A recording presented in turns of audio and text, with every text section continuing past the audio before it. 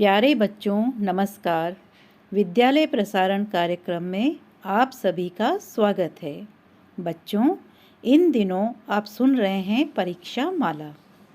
आज की परीक्षा माला कार्यक्रम में कक्षा 12 की विषय अनिवार्य हिंदी की पूर्व परीक्षा की तैयारी के लिए अंक विभाजन और परीक्षा पैटर्न के अनुसार पाठ्यक्रम को समझाया जाएगा।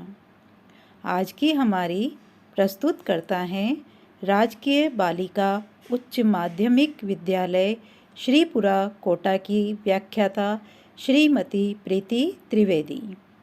समीक्षक हैं श्रीमती निशा चौरसिया। कम समय में आपके अधिकतम ज्ञान व समझ को परखने के लिए बोर्ड द्वारा प्रश्नों की प्रकृति में भी बदलाव किया गया है, ताकि कम से कम समय में संपूर्ण पाठ्यक्रम से संबंधित प्रश्न पूछे जा सकें। राजस्थान बोर्ड द्वारा 12वीं कक्षा के हिंदी अनिवार्य विषय के लिए जारी मॉडल पेपर को देखने पर पता चलता है कि इस वर्ष प्रश्नों की प्रकृति के आधार पर प्रश्न पत्र 4 खंडों अ, ब, स और खंड द में विभाजित होगा। अब हम इन चारों खंडों के अंतर्गत पूछे जाने वाले प्रश्नों की प्रकृति, अंक विभाजन और शब्द सीमा को एक एक कर समझने का प्रयास करते हैं। सबसे पहले खंड अ में कुल 29 प्रश्न पूछे जाएंगे, जिनमें 12 प्रश्न बहुविकल्पात्मक, 6 प्रश्न रिक्त स्थान की पूर्ति तथा शेष 11 प्रश्न अति लघुत्तरात्मक प्रकृति के होंगे। इस खंड में अपठित बोध से संबंधित एक अपठित गद्यांश व एक अपठित पद्यांश होगा तथा प्रत्येक अंश से एक एक अंक के 6-6 प्रश्न पूछे जाएंगे। यानी अपठित बोध से कुल 12 प्रश्न होंगे, जिनका अंक भार भी 12 होगा। ये सभी प्रश्न बहुविकल्पात्मक प्रकृति के होंगे। थोड़ी सी सावधानी और एकाग्रता से अपठित गद्यांश और पद्यांश को अगर हम पढ़ें तो आप आसानी से ये 12 अंक अर्जित कर सकते हैं, क्योंकि उन प्रश्नों के उत्तर आपके सामने दिए गए गद्यांश पद्यांश में ही छुपे हुए हैं। अगले 6 प्रश्न रिक्त स्थान की पूर्ति वाले होंगे। इनका अंक भार भी 1 अंक प्रति प्रश्न ही है, यानी 6 अंकों के कुल 6 रिक्त स्थान। ये सभी प्रश्न व्यावहारिक व्याकरण से संबंधित होंगे, जो भाषा, लिपि, शब्द शक्ति, अलंकार आदि के बारे में पूछे जाएंगे। देखो बच्चों, ये कुल 18 प्रश्न होंगे, जिनका उत्तर देने के लिए आपके पास लगभग 20 से 23 मिनट का समय होगा। इससे अधिक समय आपको इन प्रश्नों में नहीं लगना चाहिए। अपठित गद्यांश पद्यांश की तैयारी आप अपनी सहायक पुस्तकों के माध्यम से कर सकते हैं। यदि आप घर पर 15 से 20 अपठित अंशों का अभ्यास कर लेते हैं तो यह खंड आपके लिए बहुत आसान हो जाएगा। खंड अ से ही अगले 11 प्रश्न अति लघुत्तरात्मक प्रकृति के होंगे, जो आपके पूरे पाठ्यक्रम से संबंधित होंगे।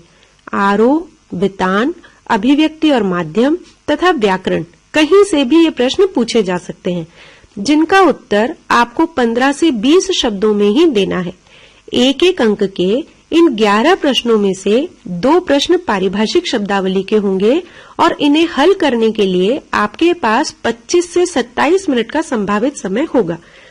यानी कुल 50 मिनट में आपको यह खंड अ पूरा करना है। अब आगे बढ़ते हैं खंड ब की ओर। इस खंड में 2-2 अंकों के 9 प्रश्न होंगे, यानी यह खंड पूरे 18 अंक का होगा। 2-2 अंकों के इन प्रश्नों के उत्तर की शब्द सीमा 40 शब्द होगी। इस खंड में आरोह, वितान तथा अभिव्यक्ति और माध्यम तीनों पुस्तकों से संबंधित प्रश्न पूछे जाएंगे। खंड ब के इन 9 प्रश्नों को हल करने के लिए आपके पास लगभग 40 मिनट का समय होगा, यानी प्रत्येक प्रश्न 4 से 5 मिनट में हल हो जाना चाहिए। यदि आपने तीनों पाठ्य पुस्तकों के पाठों को ध्यान से पढ़ा है और आपको पाठ की मूल भावना, प्रमुख घटनाओं व पात्रों की जानकारी है, तो यह खंड भी आपके लिए बहुत सरल है। अब आता है प्रश्न पत्र का तीसरा खंड, यानी खंड स। इस खंड में 3-3 अंक के 4 प्रश्न दीर्घ उत्तरात्मक प्रकृति के होंगे। पाठ्य पुस्तक आरोह के गद्य व पद्य भाग से एक एक सविकल्प प्रश्न होगा, अर्थात गद्य के 2 प्रश्नों में से कोई एक तथा पद्य के 2 प्रश्नों में से कोई एक, यानी कुल 2 प्रश्न आरोह पुस्तक से करने होंगे। तीसरा प्रश्न आपकी पूरक पुस्तक वृतांत से होगा, यह भी सविकल्प होगा। वृतांत पुस्तक के 2 पाठ ही पाठ्यक्रम में शामिल हैं, अतः दोनों पाठों से अथवा में एक प्रश्न पूछा जाएगा। चौथा प्रश्न पुनः आरोह पुस्तक से होगा, यह प्रश्न भी सविकल्प होगा।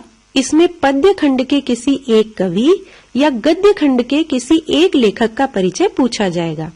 इस प्रकार इस खंड में 2 प्रश्न गद्य पद्य की विषय वस्तु से, एक प्रश्न कवि अथवा लेखक परिचय से तथा एक प्रश्न वृतांत से पूछा जाएगा।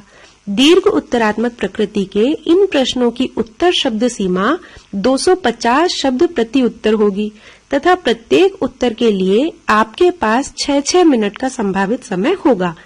कुल 25 मिनट में आपको ये चारों प्रश्न हल कर लेने होंगे। उसके बाद आता है प्रश्न पत्र का अंतिम भाग यानी खंड द। यह खंड निबंधात्मक प्रकृति का होगा। 2 प्रश्न आरोह पुस्तक के गद्य व पद्य भाग के पाठों में से सप्रसंग व्याख्या से संबंधित होंगे। एक प्रश्न प्रारूप लेखन संबंधी तथा एक प्रश्न निबंध लेखन पर होगा। बच्चों, यहाँ एक बात ध्यान देने योग्य यह है कि इस खंड के चारों प्रश्न निबंधात्मक प्रकृति के होते हुए भी अपने आप में भिन्न भिन्न प्रकृति के होंगे तथा सभी का अंक भार भी भिन्न भिन्न होगा। इसलिए उत्तर देते समय हमें प्रश्न की प्रकृति व अंक भार को ध्यान रखना आवश्यक है। आइए इन प्रश्नों की प्रकृति को समझने की कोशिश करते हैं। सबसे पहले सप्रसंग व्याख्या वाले दोनों प्रश्नों को देखते हैं। ये दोनों प्रश्न विकल्प सहित होंगे, जिनमें 2 गद्यांशों व 2 पद्यांशों में से किसी एक गद्यांश व एक पद्यांश की व्याख्या करनी होगी। ये दोनों प्रश्न 6-6 अंकों के होंगे और ये 6 अंक भी प्रसंग और व्याख्या के आधार पर क्रमशः 2+4 के रूप में विभाजित होंगे, यानी प्रसंग के 2 अंक और व्याख्या के 4 अंक निश्चित किए गए हैं। सप्रसंग व्याख्या का उत्तर आपको क्रमवार 3 शीर्षकों में देने का प्रयास करना चाहिए। सबसे पहला शीर्षक है प्रसंग व संदर्भ। इस शीर्षक के अंतर्गत हमें यह बताना है कि प्रस्तुत पद्यांश व गद्यांश हमारी पाठ्य पुस्तक आरोह के किस पाठ या कविता से लिया गया है तथा इसके रचयिता कवि या लेखक कौन है। साथ ही 1 या 2 पंक्ति में यह भी बताया जा सकता है कि यह अंश किस घटना या स्थिति से संबंधित है। दूसरा शीर्षक है व्याख्या या भावार्थ। इसके अंतर्गत दिए गए अंश का भावार्थ अपने शब्दों में सरल भाषा में लिखना है। ध्यान रहे कि गद्यांश और पद्यांश की पंक्तियों की हूबहू नकल नहीं करनी है। व्याख्या या भावार्थ यह सोचकर लिखें जैसे आप किसी और को समझा रहे हैं कि इस अंश में कवि या लेखक क्या कहना चाहता है। तीसरा शीर्षक बनाइए विशेष। इस शीर्षक में आपको बिंदुवार या क्रमवार उस अंश की भाषा, शैली, भाव और शिल्प संबंधी विशेषताओं का उल्लेख करना है। आप लिख सकते हैं कि गद्यांश की भाषा शैली कैसी है, कौन कौन सी भाषा के प्रचलित शब्दों का प्रयोग किया गया है। किसी मुहावरे आदि का प्रयोग हो तो उसे भी उल्लेखित किया जा सकता है। प्रत्यय, उपसर्ग, संधि या समास युक्त शब्दों का प्रयोग को भी विशेषता में दर्शाया जा सकता है। इसी प्रकार पद्यांश की विशेषता में लिख सकते हैं कि भाषा कौन सी है और कैसी है, कौन से रस और भावों से युक्त कविता है, किस पंक्ति या शब्द में कौन सा अलंकार है, काव्य के गुण, दोष, शब्द, शक्ति आदि का भी उल्लेख किया जा सकता है। हाँ तो बच्चों, यह तो बात हुई खंड द के सप्रसंग व्याख्या वाले दोनों प्रश्नों की। अब इस खंड के तीसरे प्रश्न को देखते हैं, जो कि पत्र एवं प्रारूप लेखन से होगा। यह कोई अर्धशासकीय पत्र हो सकता है, निविदा, अधिसूचना या विज्ञप्ति हो सकती है अथवा ज्ञापन हो सकता है। इस वर्ष आपकी अर्धवार्षिक परीक्षा में इस खंड में निविदा और सरकारी पत्र से प्रश्न पूछे जा चुके हैं। यह प्रश्न भी सविकल्प होगा, जिसमें 2 प्रारूपों में से आपको कोई एक पत्र या प्रारूप लिखना होगा। यह प्रश्न 4 अंक का होगा। इस प्रश्न को हल करते समय आपको शब्द सीमा का नहीं बल्कि प्रारूप का ध्यान रखना जरूरी है। सरकारी पत्रों और प्रारूपों का लेखन निश्चित व निर्धारित है। आपको पत्र के संबोधन व समापन का ध्यान रखना होगा। निविदा, विज्ञप्ति, ज्ञापन, अधिसूचना आदि प्रारूपों में क्रमांक व दिनांक का उल्लेख अवश्य करें। और अब आता है प्रश्न पत्र के अंतिम खंड का अंतिम प्रश्न, यानी कि निबंध लेखन।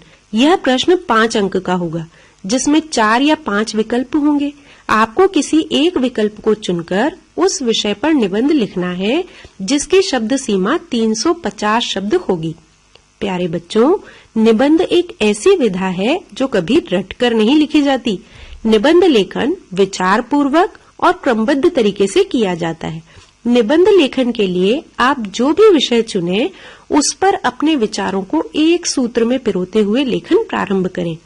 विचारों को एक सूत्र में बांधने के लिए आपको अपने निबंध को शीर्षकों और उप शीर्षकों में बांट लेना चाहिए। यदि आप उस विषय को उप शीर्षकों में नहीं बांट सको, तो भी कम से कम निबंध को आरंभ, मध्य भाग और उपसंहार 3 शीर्षकों में बांटना भी पर्याप्त है।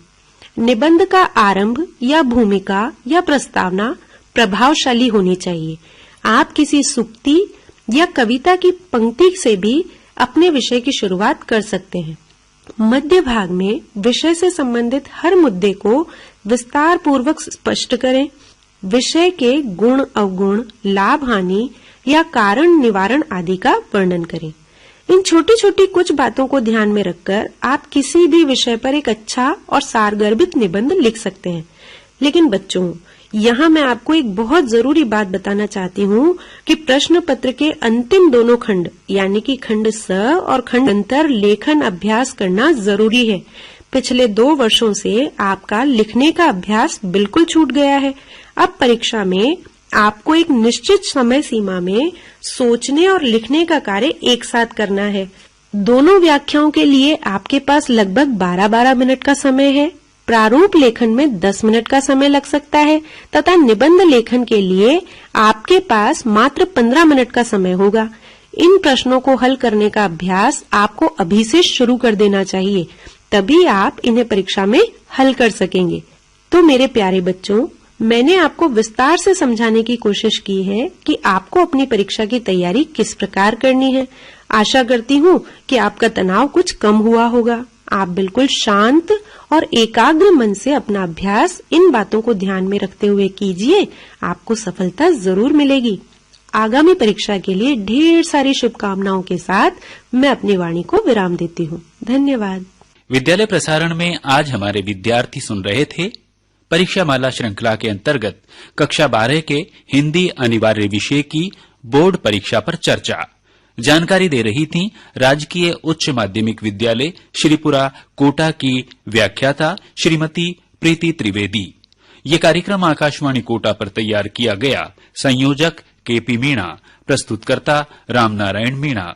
अब अगले कार्यक्रम में आपसे हमारी फिर भेंट होगी। तब तक नमस्कार।